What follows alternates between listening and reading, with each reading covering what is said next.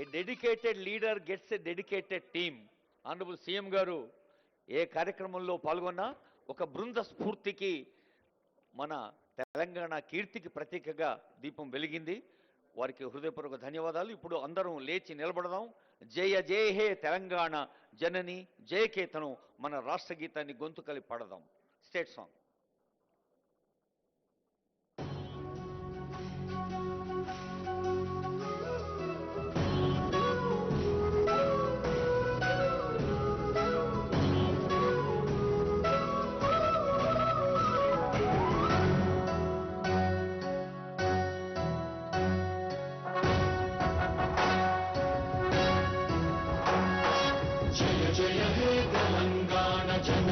జయకేతనం ముకోటి గొంతుకలు ఒక్కటైన చేతనం తరతరాల చరిత గల తల్లి నీరాజనం పద పదాన నీ పిల్లలు ప్రణమిల్లిన శుభతరుణం. జయ తెలంగాణ జయ జయ తెలంగాణ జయ తెలంగాణ జయ జయ తెలంగాణ.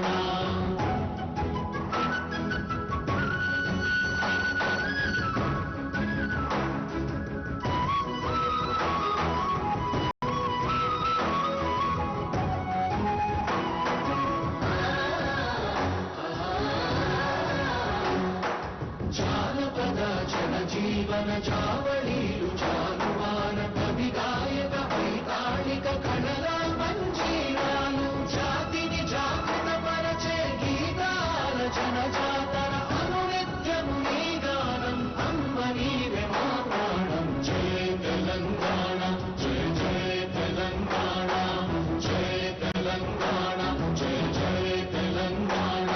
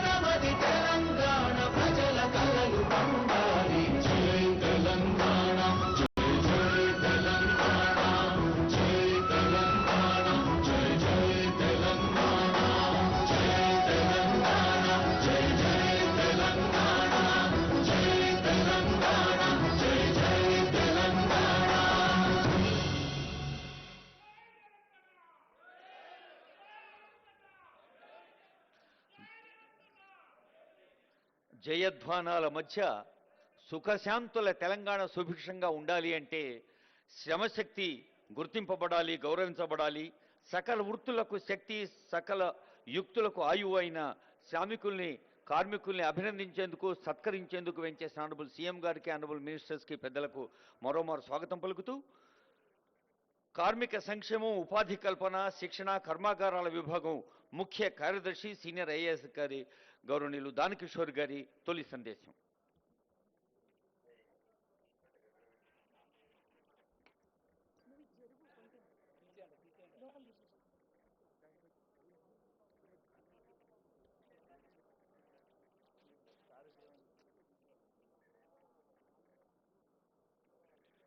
అందరికీ నమస్కారం. మేడే కార్మిక దినోత్సవ శుభాకాంక్షలు. ఈనాటి మన కార్మిక దినోత్సవాలకి ఇచ్చేసినటువంటి మన గౌరవ ముఖ్యమంత్రి గారు శ్రీతులు రేవంత్ రెడ్డి గారికి, రెవెన్యూ శాఖ మార్చులు పొంగులేటి శ్రీనివాసరెడ్డి గారికి, అలాగే మన పొన్నం ప్రభాకర్ గారు బీసీ వెల్ఫేర్ మరియు ట్రాన్స్పోర్ట్ మినిస్టర్ గారికి, వేదిక మీద గౌరవ ఎమ్మెల్యేలు, అడ్వైజర్స్, చైర్మన్స్, ఇతర బోర్డు మెంబర్లు, ఆహ్వానితులందరికీ మా యొక్క నమస్కారాలు కార్మిక శాఖ నుంచి. ముఖ్యంగా ఈరోజు రాష్ట్రం నలుమూలల నుంచి విచ్చేసినటువంటి కార్మిక సోదరులందరికీ, శ్రమశక్తి అవార్డు గ్రహీతలకి, మీడియా మిత్రులకి అందరికీ నా యొక్క సుస్వాగతం, హార్దిక అభివందనాలు. ముఖ్యంగా ఈరోజు నేను ఒక 2 విషయాలు ప్రస్తావించి తర్వాత వేదిక మీద పెద్దలు మాట్లాడతారు. ఈ కార్మిక శాఖ దాదాపు 1.2 కోట్ల మంది కార్మికులకు సంబంధించి సేవ చేస్తున్న శాఖ. అటువంటి శాఖని ముఖ్యమంత్రి గారు చాలా శ్రద్ధతో దాన్ని ముందుకు తీసుకెళ్తున్నారు వారి ఆధ్వర్యంలో. ఈరోజు దేశానికి అందరికీ ఆదర్శంగా నిలిచిన కులగణన కానీ అట్లాగే గిగ్ వర్కర్స్కి సంబంధించినటువంటి యాక్ట్ని ఒకటి తీసుకురావడంలో వారు చేస్తున్నటువంటి సేవలు ప్రశంసనీయం. అట్లాగే నిన్ననే సార్ నేను అడ్వాన్స్ ట్రైనింగ్ కాలేజ్ సెంటర్స్కి వెళ్ళొచ్చాను. 5 సెంటర్లు చూసి వచ్చాను నేను. అడ్వాన్స్ ట్రైనింగ్ సెంటర్స్ దాదాపు 65 మనం ఓపెన్ చేసుకుంటున్నాం. వాటిల్లో మన యువతకు సంబంధించినటువంటి వారికి అడ్వాన్స్ టెక్నాలజీస్లో ట్రైనింగ్ ఇచ్చేదానికి చేసినటువంటి కార్యక్రమాలు చాలా బాగున్నాయి. దాదాపు ఒక 3,000 కోట్లకు పైగా చేపట్టి రూపాయలతో వాటిని చేపడుతున్నారు సీఎం గారు. అవన్నీ కూడా ముందుకు తీసుకెళ్లడంలో మేము ముందు ఉంటామని తెలియజేసుకుంటూ, ముఖ్యంగా మీరు ఈరోజు ఈ మేడే ఉత్సవాలకు రావడం అందరికి కూడాను చాలా సంతోషాన్ని నింపింది. మీకు ఈ సందర్భంగా ధన్యవాదాలు తెలియజేసుకుంటూ, కార్మిక శాఖను ముందుకు తీసుకెళ్లడంలో మా శాఖ ఎప్పుడు ముందుకుంటామని తెలియజేస్తూ నమస్కరిస్తూ మీకు వందనాలు తెలియజేస్తున్నాను. Thank you sir. గౌరవనీయులు దానకిషోర్ గారికి ధన్యవాదాలు. మేడే శుభాకాంక్షలతో honourable chairman minimum wages advisory board Janak Prasad గారి సందేశం.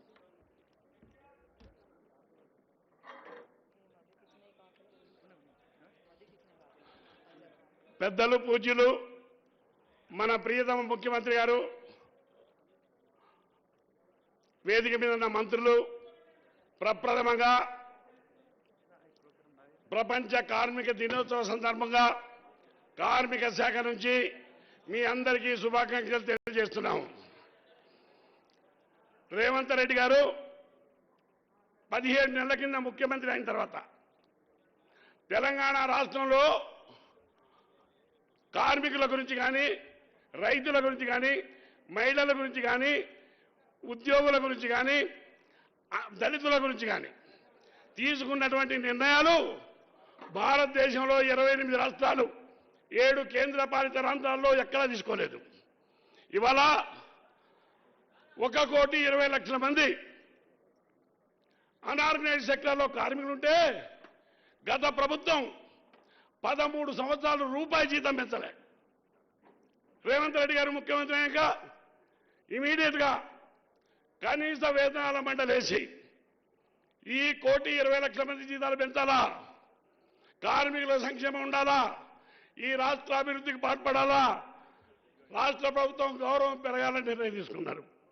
మా సింగరేణి కాలేజీలో గత ప్రభుత్వం తీసుకున్న నిర్ణయాల వల్ల మునిగిపోయే స్థాయి వస్తే ఆ కార్మికుల భవిష్యత్తు కోసం కొత్త బొగ్గు గనులు రావాలా, కార్మికుల రిక్రూట్మెంట్ జరగాలా, వాళ్ళ భవిష్యత్తు మంచిగా ఉండాలా, వాళ్ళ భార్య పిల్లలు మంచిగా ఉండాలని 500 కోట్ల రూపాయలతోని హైదరాబాద్లో సూపర్ స్పెషాలిటీ కాదు 1 కోటి టన్నుల బొగ్గు ఉత్పత్తి చేసే ఒరిస్సాలో నైనీ బ్లాక్ ని ముఖ్యమంత్రి గారు, పవర్ మినిస్టర్ భట్టి గారు కేంద్రంతో కొట్లాడి ఇవాళ ఇప్పించినట్టే ఈ రాష్ట్ర ప్రభుత్వం మీరు ఆలోచించండి.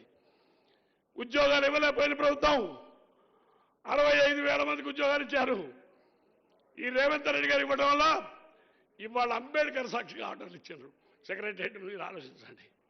కులగణ విషయంలో చూస్తే భారతదేశంలో 1931లో జరిగింది, తర్వాత ఎప్పుడు జరగలేదు. రేవంత్ రెడ్డి గారు వచ్చిన తర్వాత రాహుల్ గాంధీ సలహా మేరకు, ఆలోచన మేరకు కులగణని ఏ తప్పులు లేకుండా చేసి జాతికి ఆదర్శంగా ఉంటే ఇవాళ కేంద్రంలో ఉన్న మోడీ ప్రభుత్వం దిగొచ్చి రేవంత్ రెడ్డి గారిని అనుసరించే పరిస్థితి ఏర్పడ్డది. నిన్న మా నాయకుడు రాహుల్ గాంధీ గారు ప్రెస్ మీట్లో పెట్టారు, తెలంగాణ భారతదేశానికి ఆదర్శంగా నిలబడ్డది. రేవంత్ రెడ్డి గారు ఎటువంటి అవకతవకలు లేకుండా, బ్యూరోక్రటికల్ విలువలు లేకుండా ప్రజల దగ్గరకు పోయి చేసిండు. అటువంటి నాయకుడు మనకున్నాడు. ఇదే భవిష్యత్తులో ఇంకొక 50,000 ఉద్యోగాలు ఇవ్వడానికి సిద్ధంగా ఉన్నారు. కొత్త బొగ్గులను తేడానికి సిద్ధంగా ఉన్నారు. మహిళల అభ్యున్నతి కోసం సృష్టి చేశారు. రైతుల విషయంలో చూడండి, ఉమ్మడి రాష్ట్రం ఉన్నా కూడా పండనన్ని ఒడ్లు రేవంత్ రెడ్డి గారు వచ్చినాక మన రాష్ట్రంలో పండింది. మీరు ఆలోచించండి. అంటే ఈ తెలంగాణ రాష్ట్ర సమగ్ర అభివృద్ధి కోసం తెలంగాణ ప్రభుత్వం రేవంత్ రెడ్డి గారి నాయకత్వంలో అన్ని విధాల అభివృద్ధి చెంది కొన్ని సమస్యలు ఉన్నాయి. ఆ సమస్యలు పవర్ శాఖ మంత్రి కానీ, రెవెన్యూ మంత్రి గారు కానీ, ముఖ్యమంత్రి గారు కానీ సింగరేణి కాలేజీ సమస్యలు అధికారులు కానీ, కార్మికులు కానీ ఖచ్చితంగా తీరుస్తారనే ప్రగాఢ విశ్వాసం ఉంది. ఈ మినిమం వేజ్ కూడా సాధ్యమైన తొందరలో వారి అప్రూవల్ తీసుకొని ప్రకటించడానికి ప్రభుత్వం సిద్ధంగా ఉందని తెలియజేస్తూ నాకు ఈ అవకాశం ఇచ్చిన మీ అందరికీ ధన్యవాదాలు తెలియజేస్తున్నాను. జనక్ ప్రసాద్ గారికి ధన్యవాదాలతో ఇదే వేదిక నుంచి నిన్న ఆనరబుల్ సీఎం ఒక సందేశాన్ని అందించారు.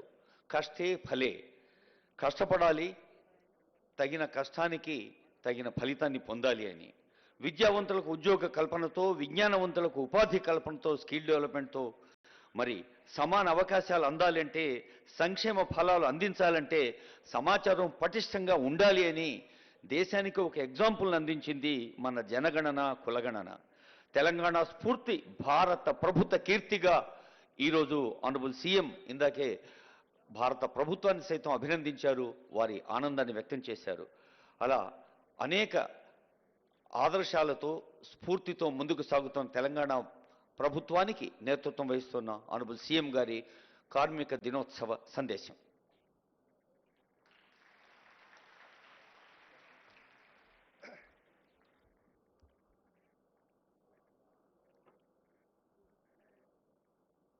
మేడే ఉత్సవాల సందర్భంగా కార్మిక శాఖ ఆధ్వర్యంలో ఏర్పాటు చేసిన ఈ కార్యక్రమంలో సభాధ్యక్షత వహించిన మిత్రులు జనక్ ప్రసాద్ గారు,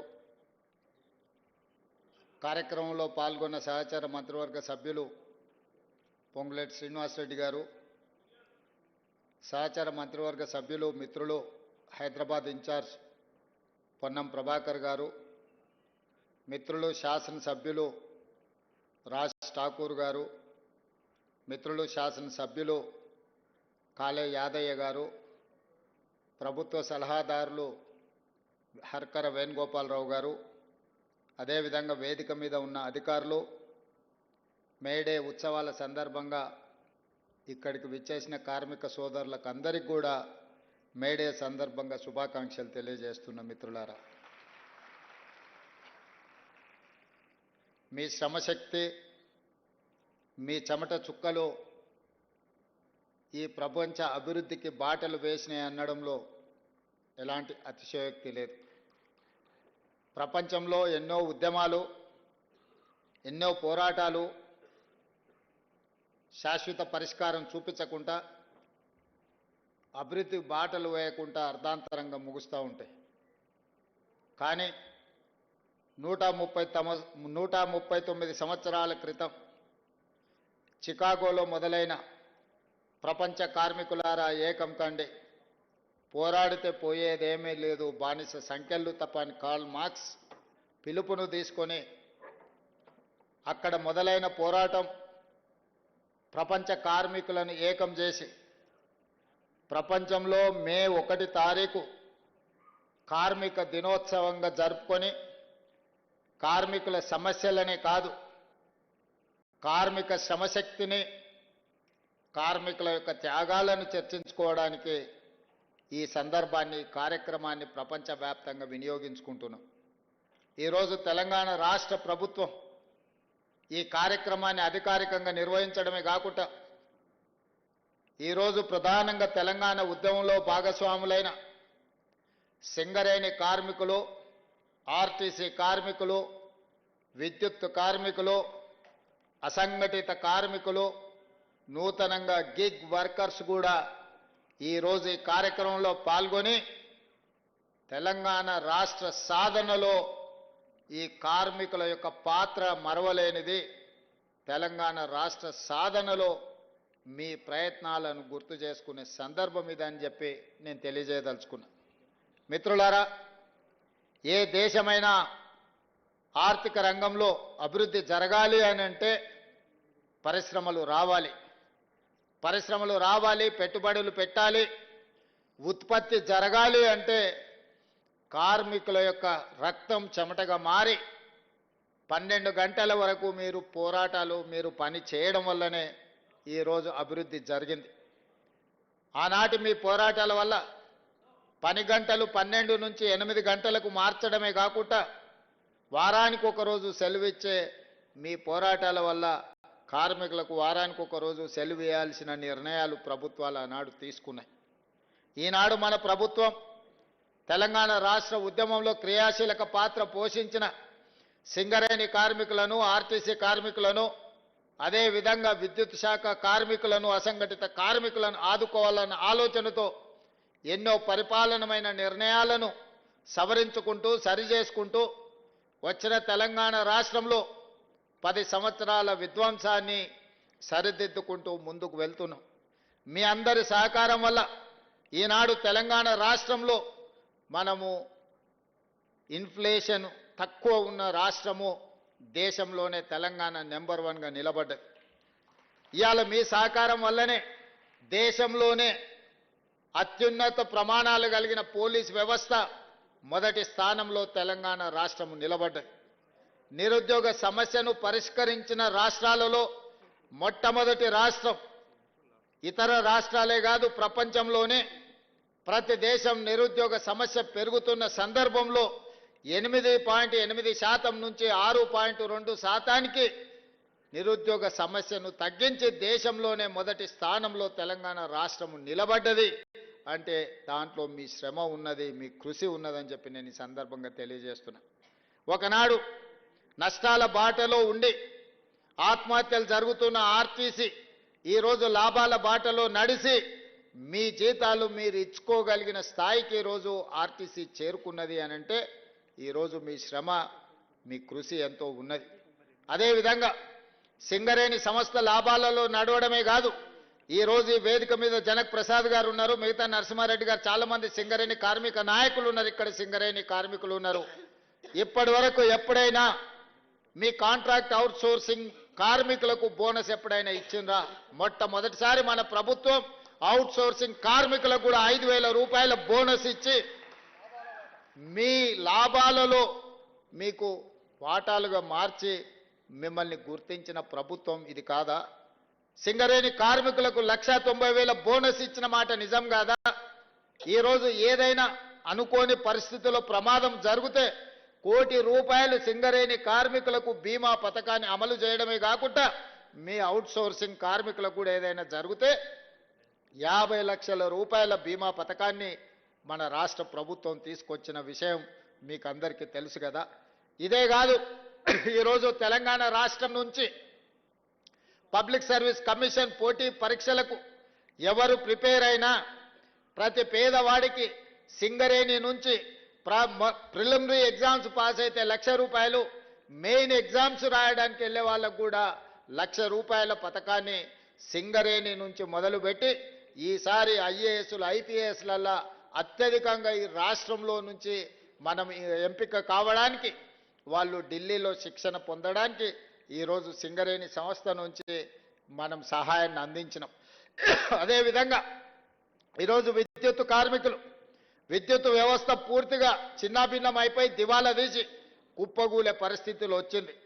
సదరన్ డిస్కామ్ కానీ, నార్థన్ డిస్కామ్ కానీ, జెన్కో కానీ, ట్రాన్స్కో కానీ ఈరోజు పూర్తిగా దెబ్బతిని 1,000 కోట్ల రూపాయల అప్పుల్లో మునిగిపోయినాయి. 10 సంవత్సరాలు ఈ సంస్థల్ని నిర్లక్ష్యం చేయడం వల్ల ఈరోజు ఆ సంస్థలు కుప్పగూలే పరిస్థితి వచ్చింది. అందుకే ఈరోజు ఒక పద్ధతి ప్రకారం సింగరేణి సంస్థల్ని లాభాల బాటలో నడిపించడమే కాదు, బొగ్గు ఉత్పత్తి పెంచి మీకు భవిష్యత్తులో కొత్త గనులను కూడా కేటాయించాలని, కొత్త గనులను తెరవాలని, నూతన ఉద్యోగ ఉపాధి అవకాశాలు కల్పించాలని ఈరోజు ప్రయత్నం చేస్తున్నాం. మీ కారుణ్య నియామకాలకు సంబంధించి గతంలో ఎన్ని నిబంధనలు ఉండేనో, ఎంత అవినీతి ఉండేనో మీకు తెలుసు. కానీ మన ప్రభుత్వం వచ్చిన తర్వాత కారుణ్య నియామకాలను సరళీకృతం చేయడమే కాకుండా దాదాపుగా 400 పైచిలకు కారుణ్య నియామకాలు సింగరేణి సంస్థలో మనం చేపట్టడం జరిగింది. అదేవిధంగా ఆర్టీసీలో కూడా కారుణ్య నియామకాలు జరగకపోతే మా మంత్రి పొన్నం ప్రభాకర్ గారు ప్రభుత్వంతో మాట్లాడి కారుణ్య నియామకాలను ఆర్టీసీలో కూడా చేపట్టడం జరిగింది. ఈ రకంగా కార్మికుల యొక్క అభ్యున్నతి కోసం, కార్మికుల యొక్క సంక్షేమం కోసం ఈ రాష్ట్ర ప్రభుత్వం ప్రయత్నం చేస్తున్నది. కార్మికుల సంక్షేమమే మా రాష్ట్ర ప్రభుత్వం యొక్క విధానం అనే విధంగా ఈరోజు ముందుకు తీసుకెళ్లడం జరుగుతుంది. మీతో ఏ సందర్భం వచ్చినా మీతో మాట్లాడుతున్నాం, మీతో కలుస్తున్నాం. కార్మికులు అంటే మా సోదరులన్న భావన ఈరోజు తెలంగాణ రాష్ట్రంలో మేము కల్పించగలిగినాం. ఇవాళ అసంఘటిత కార్మికుల గురించి ఆలోచనే చేయలేదు. ఈరోజు అసంఘటిత కార్మికులందరినీ ఒక దగ్గరికి పట్టుకొచ్చి రాష్ట్ర ప్రభుత్వం తొందరలో తీయబోయే పాలసీలో వాళ్ళందరి సూచనలు సలహాలు తీసుకున్నాం. ఈరోజు దేశానికే ఆదర్శంగా ఉండే విధంగా గిగ్ వర్కర్స్ విధానాన్ని ఈరోజు తెలంగాణ రాష్ట్ర ప్రభుత్వం తీసుకురాబోతుంది. అందరి అభిప్రాయాలు తీసుకొని ఈ మొన్న జరిగిన భారత్ సమ్మిట్లో ప్రపంచ దేశాల నుంచి వచ్చిన కార్మిక సంఘాల నాయకుల నుంచి కూడా మనం అభిప్రాయాలు తీసుకోవడం జరిగింది. ఇవన్నీ మీరు అండగా నిలబడి ఈ ప్రభుత్వాన్ని అధికారంలోకి ఈ పార్టీని తెచ్చినందుకే ఇవన్నీ సాధ్యమైంది. ఆనాడు రాహుల్ గాంధీ గారు కన్యాకుమారి నుంచి కశ్మీర్ వరకు 150 రోజులు 4000 కిలోమీటర్ల పాదయాత్ర చేస్తూ మండు టెండల్లో మంచు కొండల్లో మిమ్మల్ని అందరినీ కలిసి మీ ఆలోచనలు పంచుకొని ఆనాడు కార్మికులను, విద్యార్థులను, నిరుద్యోగ యువకులను, రైతు కూలీల సంఘాలను కలిసి వాళ్ళు వెలుబుచ్చిన అభిప్రాయాలను రాహుల్ గాంధీ గారు సేకరించి ఈరోజు కులగణన చేపట్టాలి అని చెప్పి ఆదేశాలు ఇచ్చాడు. వారి సూచన మేరకు తెలంగాణ రాష్ట్ర ప్రభుత్వం చేపట్టిన కులగణన ఈరోజు దేశానికే ఆదర్శమైంది. తెలంగాణ రాష్ట్ర ప్రభుత్వం చేసిన చట్టం ఈరోజు కేంద్ర ప్రభుత్వం దేశంలో కూడా జనగణనలో కులగణన చేర్చి తొందరలోనే ఎవరు ఎంతమంది ఉన్నారో తేలుస్తామని చెప్పి ఈరోజు కేంద్ర ప్రభుత్వం ప్రకటించింది అని అంటే ఈరోజు మీరందరూ అండగా నిలబడి తీసుకొచ్చిన ప్రభుత్వం తీసుకుంటున్న చర్యల వల్లనే ఈరోజు పేదవాళ్లకు న్యాయం జరుగుతున్నది. అందుకే మిత్రులారా, ఈరోజు కార్మిక సంఘాల నాయకులకు నేను విజ్ఞప్తి చేస్తున్నా. 60 సంవత్సరాలు 16 మంది ముఖ్యమంత్రులు 72,000 కోట్ల రూపాయలు అప్పు చేస్తే ఒక వ్యక్తి, ఒక పార్టీ, ఒక కుటుంబం 10 సంవత్సరాలలో 7 లక్షల కోట్ల రూపాయలు అప్పు చేసింది. పోనీ 7 లక్షల కోట్ల రూపాయల అప్పుతోని ఎక్కడైనా ఏదైనా అభివృద్ధి జరిగిందా మీరు ఆలోచన చేయండి. మీ కార్మికులకు ఏదైనా మేలు జరిగిందా? చనిపోయిన కార్మికుల పట్ల మానవత్వంతో ఎప్పుడైనా ఆలోచన చేసిండ్రా? ఆర్టీసీ కార్మికులు ఆనాడు ధర్నా చేసి ఆనాడు మీరు ఉద్యమం చేస్తే 50 మంది కార్మికులను పొట్టన పెట్టుకున్నారు, కానీ మీతోని మాట్లాడలేదు. మరి మేము వచ్చిన తర్వాత ఈరోజు ఆర్టీసీని గాడిలో పెట్టి ఈరోజు లాభాల వైపు నడిపించే ప్రయత్నం చేస్తున్నాం. ఆర్టీసీ కార్మికులకు నేను విజ్ఞప్తి చేస్తున్నా, మళ్ళీ సమ్మె అని చర్చలు చేస్తున్నారు. దయచేసి ఈ సంస్థ మీది. ఈ సంస్థను ఏ మాత్రం పట్టింపులకో రాజకీయ నేపథ్యంలో ఎవరైనా ప్రోత్సహిస్తే మనం ఏదైనా ఒక నిర్ణయం తప్పుగా చేస్తే మొత్తం సంస్థనే దెబ్బతినే పరిస్థితి ఈరోజు ఉంది. అదే కాదు, ఇవాళ మీరు ఆలోచన చేయండి, 7 లక్షల పైచిలకు కోట్ల రూపాయల అప్పులు రాష్ట్ర ప్రభుత్వం మీద ఉన్నాయి. ఆయన 50,000 కోట్ల రూపాయల కాంట్రాక్టర్ల బిల్లులు పెండింగ్ పెట్టాడు. బొగ్గు సరఫరా చేసిన సింగరేణికి 20,000 కోట్ల రూపాయలు పెండింగ్ పెట్టాడు. అదేవిధంగా వ్యవసాయానికి ఉచిత విద్యుత్తు అందించిన విద్యుత్తు శాఖకు దాదాపుగా 25-30,000 కోట్ల రూపాయలు పెండింగ్ పెట్టాడు. ఇట్లా ఇంకొక 1,29,000 కోట్ల రూపాయలు వివిధ సంస్థలకు బకాయిలు పెట్టిండు. చంద్రశేఖరరావు గారు డిసెంబర్ 7, 2023 నాడు మాకు అధికారం అప్పజెప్పినప్పుడు 8,29,000 కోట్ల రూపాయల అప్పులు మా చేతికి అందించిండు. ఇందులో 7,11,000 కోట్ల రూపాయలు వివిధ బ్యాంకులల్లా, వివిధ సంస్థలల్లా ప్రభుత్వం పూచీకత్తు పెట్టి అప్పులు తెస్తే మిగతావి వివిధ సంస్థలలో ఉద్దెర పెట్టిండు. ఉద్దెర మన గ్రామాలలో ఉంటుంది. కిరాణం కొట్టోడో లేకపోతే బట్టల కొట్టో షాపోడో మనకు తెలిసినోడు ఉంటాడు. దానికి ఒప్పందాలు, ఇన్స్టాల్మెంట్స్ ఏముండవు. ఊర్లో మనకు ఉండే గౌరవం కొద్ది అప్పిస్తారు. అట్లాంటి అప్పులు విద్యుత్ శాఖ దగ్గర, అట్లాంటి అప్పులు సింగరేణి సంస్థ దగ్గర, ఇట్లా వివిధ కాంట్రాక్టర్లు చేసిన పనులకు నిన్న మన సర్పంచులు నిరసన తెలిపినరని వారు మన అంటున్నారు. మేము వచ్చినాక సర్పంచులే లేరు కదా మిత్రమా. మేము అధికారం రాకంటే ముందే సర్పంచుల పదవీ కాలం ముగిసిపోయింది. మరి మేము సర్పంచులకు ₹1 పని కూడా ఇవ్వలేదు. పని ఇద్దామన్న సర్పంచులే లేరు. ఇవాళ సర్పంచులకు బకాయిలు ఉన్నాయంటే ఆ ప్రభుత్వం ఆనాడు వారు పెట్టిపోయిన బకాయిలే కదా. ఇట్లాంటి బకాయిలు, కాంట్రాక్టర్ల బకాయిలు, సర్పంచుల బకాయిలు, విద్యుత్ శాఖ బకాయిలు, ఆర్టీసీ కార్మికుల బకాయిలు ఈరోజు ప్రతి సంస్థకు పుట్టిన కాడల్లా బ్యాంకులో దొరికితే బ్యాంకులో తెచ్చిండు, ఊరి మీద దొరికితే ఊరి మీద తెచ్చిండు, చేబదులు దొరికితే చేబదులు తెచ్చిండు, పక్కింటోళ్ళ దగ్గర దొరికితే పక్కింటోళ్ళ దగ్గర తెచ్చిండు. మొత్తంగా 10 సంవత్సరాలల్లా 8,29,000 కోట్ల రూపాయల అప్పుతోని డిసెంబర్ 7, 2023 నాడు మా చేతికి అధికారం ఇచ్చిండు. మరి ఈరోజు నేను అడుగుతున్న మిత్రులారా, 60 సంవత్సరాలు 16 మంది ముఖ్యమంత్రులు 1948 నుంచి 2014 జూన్ 2 వరకు 72,000 కోట్ల రూపాయల అప్పు చేస్తే ఒక వ్యక్తి, ఒక కుటుంబం, ఒక పార్టీ 10 ఏళ్లలో 8,29,000 కోట్ల రూపాయల అప్పు చేసి ఆ అప్పులతోని ఆయన తీసుకున్న తప్పుడు నిర్ణయాలతోని మనకు అధికారం ఇచ్చిండు.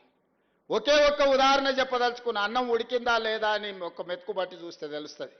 1,02,000 కోట్ల రూపాయలు కాళేశ్వరం కాంట్రాక్టర్లకు బిల్లులు ఇచ్చిండు. 3 ఏళ్ల కట్టుడు కూలుడు సరిపోయింది. ఆయన కాళేశ్వరం అన్నాడు, మా కోమటిరెడ్డి వెంకన్న అది కూలేశ్వరం అన్నాడు. ఎక్కడైనా ఈ భూమి మీద 1,02,000 కోట్ల రూపాయలు పెట్టి కట్టిన ప్రాజెక్టులు, మేడిగడ్డ, సుందిల్లా, అన్నారం అనే ప్రాజెక్టులు కుప్పగూలిపోవడం ఎక్కడన్నా చూసిండ్రా? మనం ఇల్లు కట్టుకుంటే కూడా 50 ఏళ్ళు ఉంటుంది, గుడిసేసుకుంటే కూడా 10 ఏళ్ళు ఉంటుంది. పేదోళ్ళు ఊర్లలో కట్టుకునే గుడిసె కూడా ఓ 10 ఏళ్ళు ఉంటుంది. 10 ఏళ్ళ తర్వాత తాటాకులు పోతే కొత్త వేసుకుంటాం. కానీ 1,00,000 కోట్ల రూపాయలు కట్టిన కాళేశ్వరం 3 ఏళ్లకే కుప్పగూలిపోయింది. ఇట్లా 8 లక్షల కోట్ల రూపాయలు ఎక్కడికి పోయినవో ఆనమాళ్ళు దొరకకుండా పోయినాయి.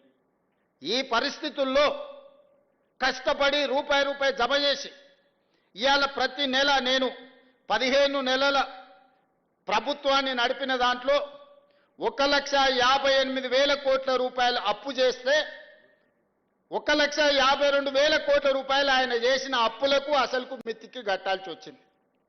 అంటే ప్రతి నెల సరాసరి నేను 10,000 కోట్ల రూపాయల అప్పు చేసి ఆయన చేసిన అప్పులకు మితికి నేను కట్టాల్సి వస్తుంది. ఒక్క రూపాయి కూడా ఈ కార్మికుల కోసమో, ఈ విద్యార్థుల కోసమో, ఈ నిరుద్యోగ యువకుల కోసమో, ఈ రాష్ట్రంలో ఉన్న రైతుల కోసమో తెచ్చిన అప్పుల నుంచి ఒక్క రూపాయి కూడా ఖర్చు పెట్టలేని పరిస్థితి ఉన్నది. 60 నెలలు నాకు అధికారాన్ని అప్పచెప్పితే నెలకు 10,000 కోట్ల రూపాయల చొప్పున 6 లక్షల కోట్ల రూపాయలు ఆయన గారు చేసిన అప్పులకు, తప్పులకు ఈరోజు నేను పాయమాలు కట్టాల్సి వస్తుంది. ఆయన అంటుండు రేవంత్ రెడ్డి వస్తేనే అప్పులు చేసిండు, రేవంత్ రెడ్డి వస్తేనే అప్పులు చేసిండు. ఆయన 1,52,000 కోట్లే అప్పు చేసిండని చెప్పిండు. కాదు, 1,58,000 కోట్ల రూపాయలు అప్పు చేసిండు మీ ముఖ్యమంత్రి. కానీ ఆ 1,52,000 కోట్ల 58,000 కోట్ల రూపాయలలో 1,52,000 కోట్ల రూపాయలు 15 నెలల ఆయన చేసిన అప్పులకు అసలు మిత్తి నేను కట్టాల్సి వచ్చింది. ఇంకెట్లా నడపాలనో రాష్ట్ర ప్రభుత్వాన్ని మీరు చెప్పండి. ఇవాళ ఏ పథకం ఆగలే, రైతు భరోసా ఆగలేదు, రైతు రుణమాఫీ ఆగలేదు, షాదీ ముబారక్ ఆగలేదు, కళ్యాణ లక్ష్మి ఆగలేదు. మా ఆడబిడ్డలకు అదనంగా ఉచిత ఆర్టీసీ బస్సు ఇచ్చే 5,000 కోట్ల రూపాయలు ఖర్చు పెట్టినాం. ఇవాళ దొడ్డు బియ్యం ఇస్తే మిల్లర్లు, కొంతమంది దళారులు దోసుకుంటుంటే ఇవాళ ప్రతి పేదవాడికి, ప్రతి మనిషికి 3,10,00,000 మందికి సన్న బియ్యం, ప్రతి మనిషికి 6 కిలోల చొప్పున 3 కోట్ల మందికి ఇవాళ సన్న బియ్యం ఇస్తున్నాం. ఆ పేదోళ్ళ ఇళ్లలో ఏ సన్న బియ్యం అయితే మేము ఇచ్చినామో, నేను, మా మంత్రులు, మా ఎమ్మెల్యేలు, మా నాయకులందరూ వాళ్ళ ఇళ్లలో పోయి ఆ సన్న బియ్యం అన్నం తినొస్తున్నాం. ఇవాళ సన్న బియ్యం పథకాన్ని మేము అమలు చేసినాం. 200 యూనిట్లు ఉచితంగా ప్రతి పేదవాడికి ఇచ్చినాం. గల్ఫ్ కార్మికులు ఎవరైనా అక్కడ చచ్చిపోతే శవాలను కూడా ఈ దేశానికి తేలేని పరిస్థితి ఉండే. ఇవాళ శవాలను తేవడమే కాదు, 5 లక్షల రూపాయల కుటుంబాలను ఆదుకోవడానికి ఇస్తున్నాం. వాళ్ళ పిల్లల చదువులకు ఆదుకున్నాం. 10 లక్షల రూపాయలు రాజీవ్ ఆరోగ్యశ్రీ ఈరోజు వాళ్ళకు అమలు చేస్తున్నాం. గిగ్ వర్కర్లు ఎక్కడైనా చచ్చిపోతే, ఏదైనా ప్రమాదం జరిగితే 5 లక్షల రూపాయలు ఈరోజు వాళ్ళని ఆదుకోవడానికి వాళ్లకు ప్రమాద బీమా పథకాన్ని కూడా ఇవాళ గిగ్ వర్కర్ల కోసం తీసుకొచ్చి పెట్టినాం. నేను అడుగుతున్న ఇవాళ మీరు ఆలోచన చేయండి. ఆనాటి పథకాలను అమలు చేయడమే కాదు, అదనంగా ఆర్టీసీలో ఆడబిడ్డలకు ఉచితంగా బస్సు ప్రయాణం ఇచ్చినాం. 500 రూపాయలకే సిలిండర్ ఇచ్చినాం. ఈరోజు సన్న బియ్యం పథకాన్ని అమలు చేసినాం. ఇట్లా చెప్పుకుంటూ పోతే ప్రతి పథకాన్ని ఈరోజు రాష్ట్ర ప్రభుత్వం అమలు చేసింది. 60,000 ప్రభుత్వ ఉద్యోగాలు మొదటి సంవత్సరంలోనే నియామకాలు చేపట్టిన రాష్ట్రం ఈ దేశంలోనే తెలంగాణ రాష్ట్రం. స్వతంత్రం వచ్చినప్పటి నుంచి ఈ రోజు వరకు ఏ రాష్ట్రం కూడా మొదటి సంవత్సరంలోనే 60,000 ప్రభుత్వ ఉద్యోగాలు ఇచ్చిన రాష్ట్రం ఏదైనా ఉంటే ఇంక్లూడింగ్ నరేంద్ర మోడీ గారు గుజరాత్ రాష్ట్రంలో ఉన్నా కూడా నేను సవాల్ చేస్తున్నా, మాతో పోటీ పడమనుండి మేము ప్రతి డిపార్ట్మెంట్లో ఇచ్చిన ప్రతి ఉద్యోగం యొక్క వివరాలు ఇస్తాను. 60,000 ఉద్యోగాలు ప్రభుత్వంలో నియామకాలు చేపట్టి మేము ఈరోజు నిరుద్యోగ యువకుల పట్ల ఒక సానుభూతితో మా ప్రభుత్వం ముందుకు వెళ్తుంది. ఇన్ని చేసినా ఇవి సరిపోతాయంటే సరిపోవు. నాకు తెలుసు ఇంకా సమస్యలు ఉన్నారు, బాధలు ఉన్నారు, కార్మికుల కష్టాలు ఉన్నాయి. ఇవన్నిటిని కూడా తీరవాలంటే కొంత సమయం కావాలి. విధ్వంసం జరిగింది, ఆర్థిక నేరగాళ్ళలాగా ఆర్థిక ఉగ్రవాదం జరిగింది. ఈ దేశంలో ఈ రాష్ట్రంలో పేదవాడు మరింత పేదవాడైంది. కానీ ఆయన గారి కుటుంబానికి టీవీలు వచ్చినాయి, పేపర్లు వచ్చినాయి, ఫామ్ హౌజులు వచ్చినాయి, వ్యాపారాలు వచ్చినాయి, 1,000 కోట్ల రూపాయల ఆదాయం వచ్చింది. మనందరం దివాలా తీస్తాం ఎట్లా? 72,000 కోట్ల రూపాయల అప్పులున్న తెలంగాణ రాష్ట్రం 8,29,000 కోట్ల రూపాయల అప్పులకెట్లా పోతుంది? ఆయనకు మాత్రం టీవీలు, పేపర్లు, ఫామ్ హౌజులు 1,000 కోట్ల రూపాయల పెట్టుబడులు వచ్చినాయంటే ఏం జరిగిందో తెలంగాణ రాష్ట్రంలో మీరు ఒక్కసారి ఆలోచన చెయ్యండి.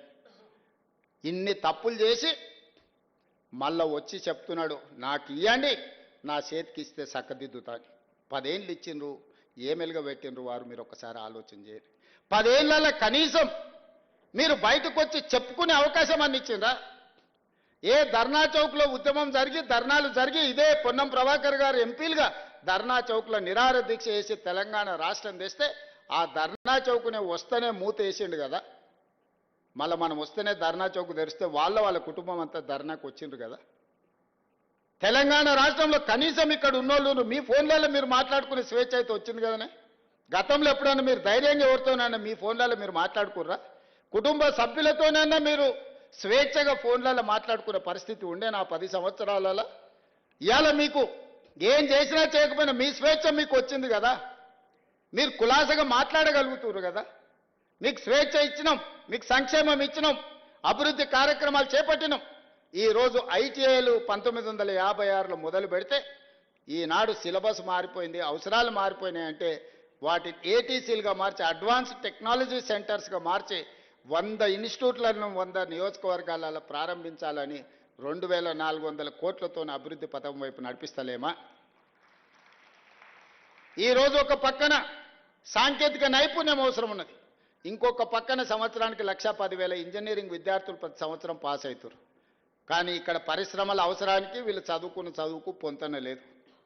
There is a gap between demand and supply.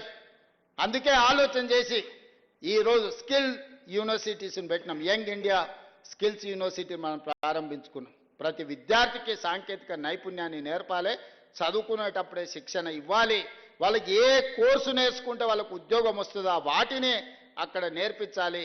ఆ నేర్పించడానికి ఆ సంస్థలకే అవకాశం ఇవ్వాలి అని చెప్పి ఈరోజు యంగ్ ఇండియా స్కిల్స్ యూనివర్సిటీని మనం ప్రారంభించుకున్నాం.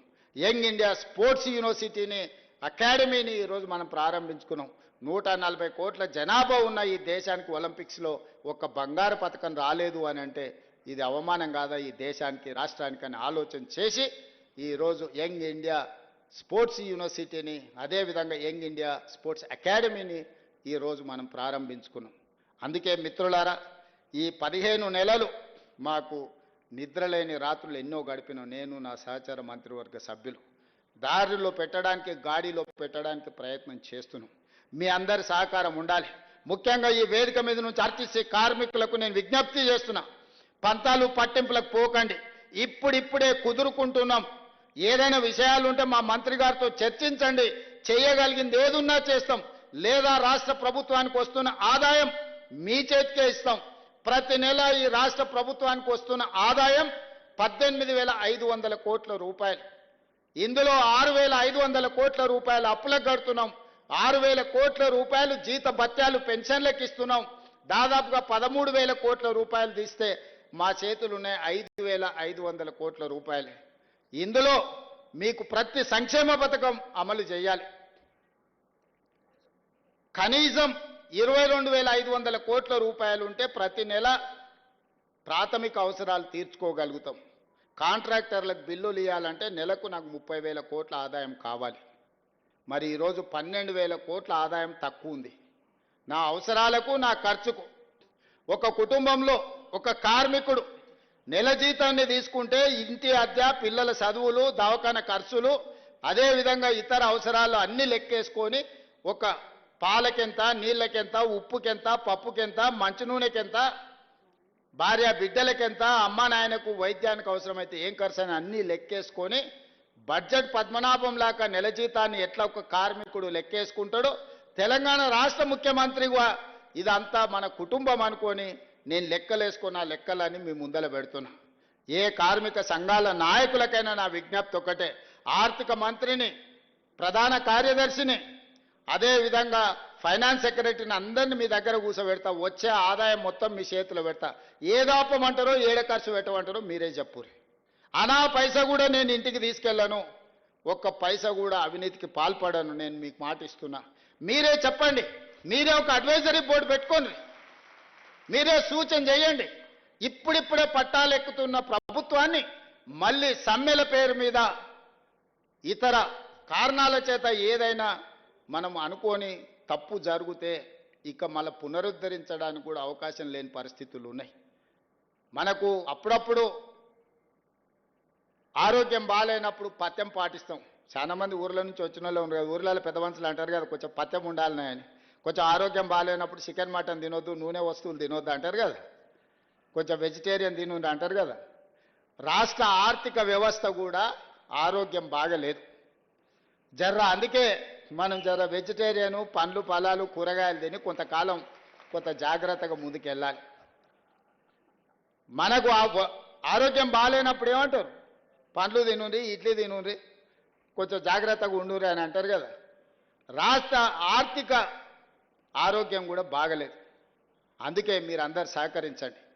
మీరు మా కార్మిక సోదరులు, మీరు మా కుటుంబ సభ్యులు, మీరు కొట్లాడితేనే తెలంగాణ రాష్ట్రం వచ్చింది, మీరు మద్దతు ఇస్తేనే ఈ ప్రభుత్వం ఏర్పడ్డది. ఈ ప్రభుత్వం ఏర్పడ్డదంటే మా గొప్పతనం కాదు, అందులో మీ కష్టం ఉంది, మీ శ్రమ ఉంది, మీ కృషి ఉంది. మేము వేరు మీరు వేరు అని ఏ రోజు నేను అనుకోలే. మీలో ఒక్కరిని, మీ కుటుంబ సభ్యుని, మీ సంక్షేమం కోసం, మీ అభివృద్ధి కోసం, మీ భవిష్యత్తు ప్రణాళికల కోసం మీ ముఖ్యమంత్రిగా, మీ సోదరుడిగా పనిచేయడానికి నేను సిద్ధంగా ఉన్నా. నాకు ప్రతి నెల వస్తున్న ఆదాయం 18,500 కోట్ల రూపాయలు.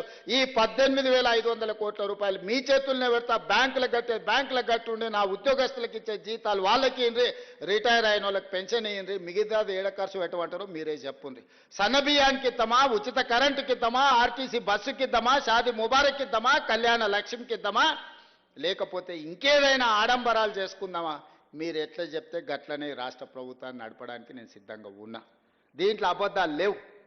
ఎవరైనా ఇంతకు మించి చెప్తే లెక్కలైనా మీరు చూడండి.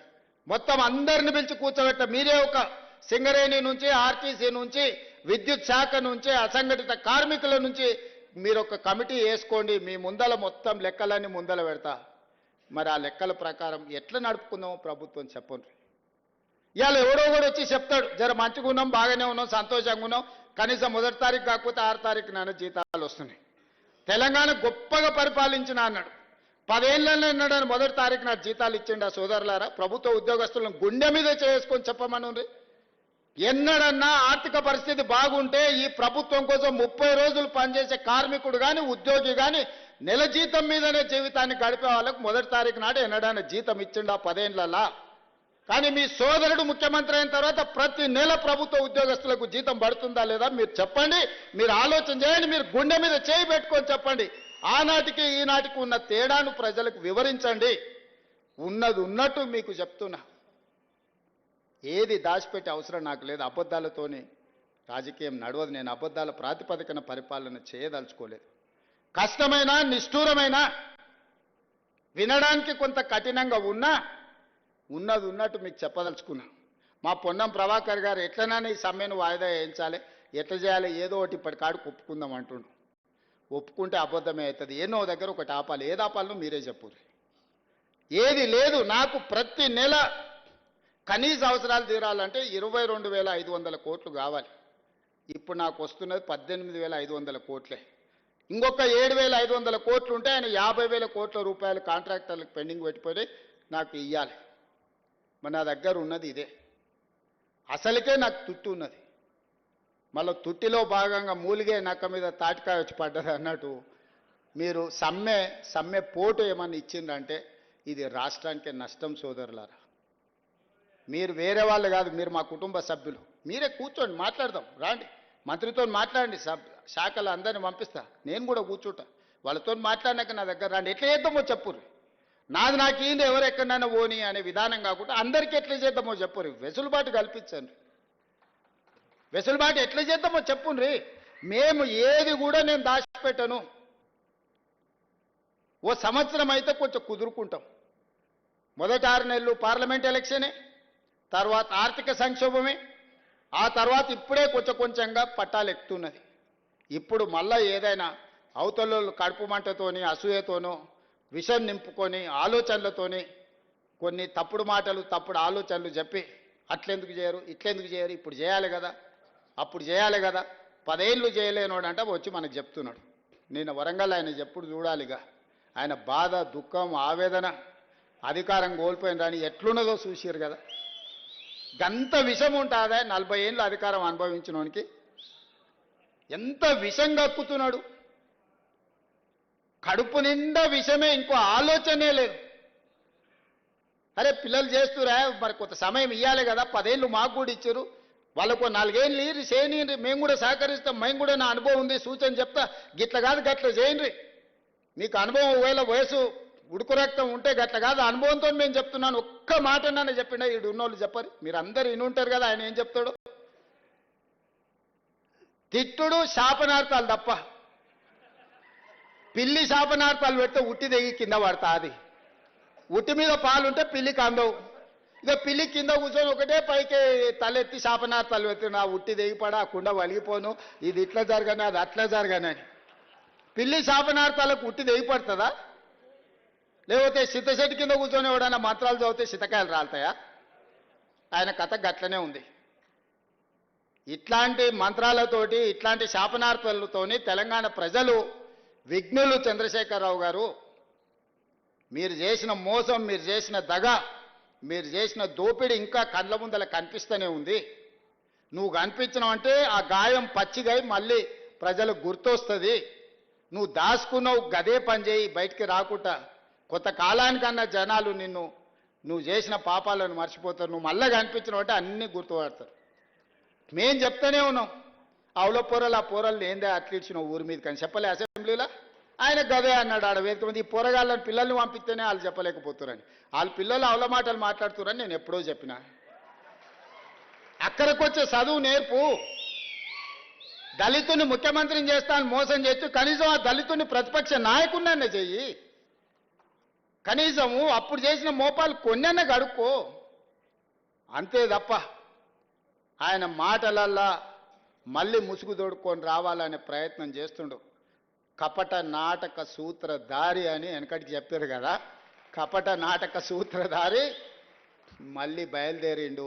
ప్రజలు అప్రమత్తంగా ఉండండి. కార్మిక సోదరులారా, మేడేనాడు నేను మాట ఇస్తున్నా, ఏ వెసులుబాటు ఉన్నా ప్రతి రూపాయి మీ సంక్షేమం కోసం, మీ అభివృద్ధి కోసం, మీ పిల్లల చదువుల కోసం ఖర్చు పెట్టే బాధ్యత నాది. నమ్మండి నన్ను, 20 ఏళ్ళు మీకు అండగా నిలబడతా. నమ్ముకున్నోళ్లను కాపాడుకునే బాధ్యత మా ప్రభుత్వం చేస్తుంది. కులగణన చేస్తామన్నాం, చేసినాం. ఎస్సీ వర్గీకరణ చేస్తా అన్నాం, చేసినాం. ఉద్యోగాలు ఇస్తా అన్నాం, ఇచ్చినాం. సన్న బియ్యం ఇచ్చినాం. ఇవాళ ఆడబిడ్డలకు బస్సు ఉచితంగా ఇచ్చినాం. చెయ్యగలిగింది ప్రతిదీ చేస్తున్నాం. ఏదైనా సమస్య ఉంటే మీకే చెప్పుకుంటాం. మీరే మా పెద్దలు, మేము ఒకరి దగ్గరికి వెళ్ళి చెప్పుకునే అవసరం నాకేముందా? మీరందరు కలిస్తే, మీరందరూ మా అండగా నిలబడితే ఆ కుర్చీలో కూర్చున్నా. మా తాతలు ఇచ్చిన ఆస్తి కాదు ఆ కుర్చీ, మీరిచ్చిన కుర్చీ. మీకే చెప్పుకుంటే ఏమన్నా ఉంటే ఎవ్వరు ఏం అనుమానం పెట్టుకోకండి. ఏడికి వెళ్తాడుకొచ్చి కూర్చుంటా, మీ మధ్యలోనే కూర్చుంటా. నాకున్నది ఏంటంటే నా దగ్గర ఏం గుంజుకుంటారు? ఏముంది నా దగ్గర మీరు గుంజుకోనికే? ఏదైనా ఉంటే చెప్పుకుంటారు. చెయ్యాలనే చిత్తశుద్ధి నాకుంది. చేయగలిగింది ఉంటే అక్కడికక్కడనే చేసి వస్తా. అందుకే ఈ ప్రభుత్వం మీది మంచిగా నడుపుకుందాం. వాడో వీడో మన మీద విషపు సూపులతోటి అంటారు కదా, కళ్ళల్లో ఏదో ఉన్నదని, అట్లాంటి కళ్ళల్లో పెట్టుకొని కొంతమంది మన ప్రభుత్వాన్ని దెబ్బతీయాలను, మన ప్రతిష్టను ఇవాళ భంగం కలిగించాలని చూస్తారు. కేంద్ర ప్రభుత్వానికి కూడా తెలంగాణ మోడల్ తప్పలేదు. తెలంగాణ మోడలే ఈరోజు కేంద్ర ప్రభుత్వం తీసుకోవాల్సి వచ్చింది. తెలంగాణని ఈ దేశానికి రోల్ మోడల్ అని చెప్పి నేను చెప్పదలుచుకున్నా. అందులో మీరే భాగస్వామి. రేపు వచ్చే మన గిగ్ వర్కర్స్ పాలసీ ఈ దేశానికే రోల్ మోడల్ అవుతుందని నేను చెప్పదలుచుకున్నా. కార్మిక చట్టాలను సవరించి కార్మికులకు రక్షణ కల్పించి కార్మికులను ఆదుకునే విధానాన్ని ఎప్పుడైతే తెలంగాణ రాష్ట్రం తెస్తుందో అది తెలంగాణకి మోడల్ అవుతుంది. కేటగరైజేషన్లో మనమే నెంబర్ 1, కులగణలో మనమే నెంబర్ 1, గిగ్ వర్కర్స్ పాలసీలో మనమే నెంబర్ 1, ఆర్టీసీ బిడ్డలకు ఉచిత బస్సులో మనమే నెంబర్ 1, ఈ రాష్ట్రంలో శాంతి భద్రతలను కాపాడడంలో దేశంలోనే మనమే నెంబర్ 1, నిత్యావసర వస్తువుల ధరలను నియంత్రించడంలో మనమే నెంబర్ 1, నిరుద్యోగ సమస్యను పరిష్కరించడంలో మనమే number 1. Telangana is number 1. Telangana is rising తెలంగాణని ఎవడు ఆపలేడు. ఎవడైనా ఆపాలనుకుంటే వాళ్ళ కాళ్ళు, వాళ్ళ కళ్ళు, వాళ్ళ చేతులు కాలిపోతాయని తెలియజేస్తూ మీ అందరి దగ్గర సెలవు తీసుకుంటున్నా.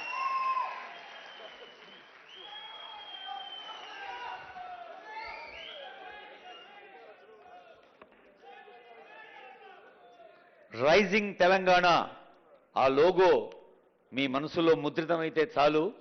మరి ఎన్నిట్లో నంబర్ 1 రాష్ట్రం ఉందంటే పౌరులు ఆలోచనాయుతమైన బాధ్యతతో ఉన్నప్పుడే, పౌర బాధ్యత వల్లే ప్రజాస్వామ్య స్ఫూర్తి, తెలంగాణ కీర్తి సాధ్యమవుతుందని తమ సందేశంలో, కార్మిక దినోత్సవ సందేశంలో అందజేసిన ఆనరబుల్ సీఎం గారికి హృదయపూర్వక ధన్యవాదాలు మనందరి కరతాళ ధ్వనుల ద్వారా. ఇందాక సీఎం గారు మాట్లాడుతూ గిగ్ వర్కర్స్ గురించిన ప్రస్తావన కనీసం 3-4 సార్లు అన్నారు. అది కూడా ఒక role model from Telangana to whole nation. మరి ముందుగా శ్రమశక్తి అవార్డీ గిగ్ వర్కర్ను ఆహ్వానిస్తుంది వేదిక. సయ్యద్ అబ్దుల్ రౌఫ్ గారు. గిగ్ వర్కర్ అంటే స్వయం ఉపాధి, ఫ్రీలాన్సరు, డిజిటల్ ప్లాట్ఫామ్ను ఆధారం చేసుకొని మల్టిపుల్ క్లయింట్స్తో సేవలు అందించేది.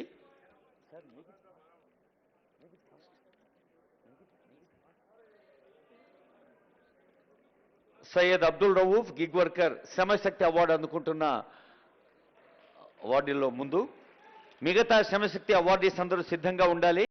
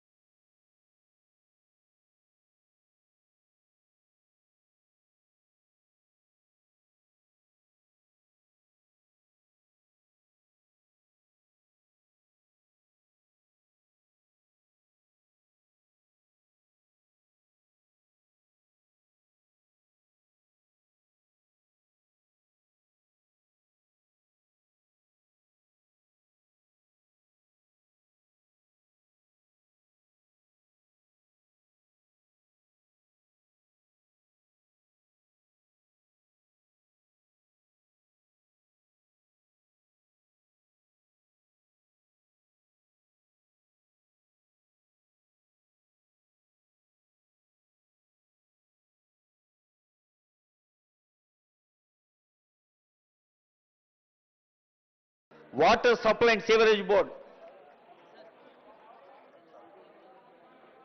బెస్ట్ మేనేజ్మెంట్ అవార్డ్స్ త్వరగా రావాలి. అశోక్ రెడ్డి గారు. తర్వాత Nirmal Paints, Nirmal Ashok Reddy garu water supply. ఆ తర్వాత నిర్మల్ టాయ్స్ అండ్ ఆర్ట్స్ వాళ్ళు నిర్మల్ పెయింట్స్ ఆనరబుల్ సీఎం గారికి ఒక గిఫ్ట్ అందజేస్తున్నారు.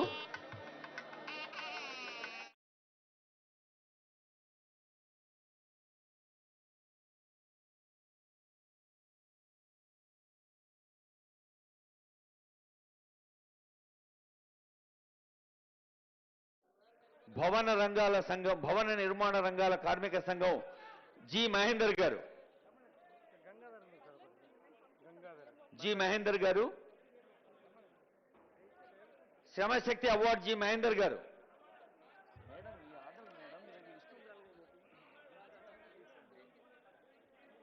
మహేందర్ గారి తర్వాత గంటా వరప్రసాద్ గారు.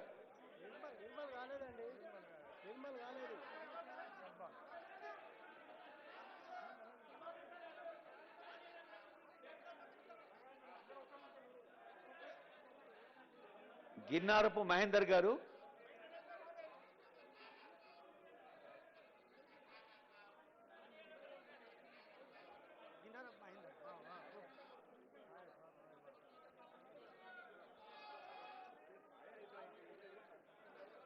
పెద్దల చేతుల మీదుగా ఇంకా చాలా అవార్డులు ఉన్నాయి. అందరినీ రిక్వెస్ట్ చేస్తున్నాం అందుకోవటానికి రావాల్సిందిగా.